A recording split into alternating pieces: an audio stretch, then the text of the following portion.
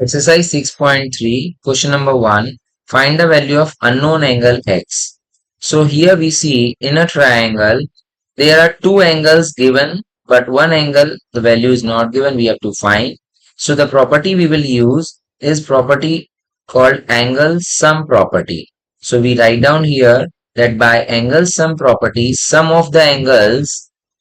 So in the very first part, we see angle A plus angle B plus angle C. Sum of the angles is equals to 180 degree. So we apply the values. Angle A is X, B is given as 50 degree, C is given as 60 degree. Total is 180 degree.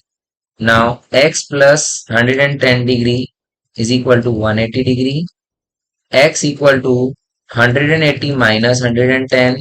So x equals to 70 degree. Now part 2, same property we will use by angle sum property. Angle P plus angle Q plus angle R is equals to 180 degree. Now we see in the figure angle P is equal to 90 degree.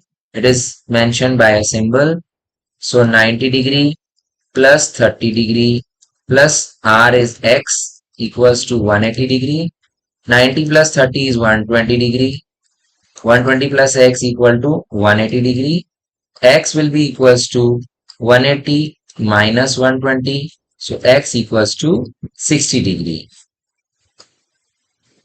Now moving on to the next part, part 3, we see in the same way angle X plus angle Y plus angle Z is equals to 180 degree. So angle X is 30 degree, angle Y is 110 and angle Z is given as X, unknown value. So now 110 plus 30, that is 140 plus X is equals to 180 degree. So X will be equals to 180 minus 140. So X will be equals to 40 degree.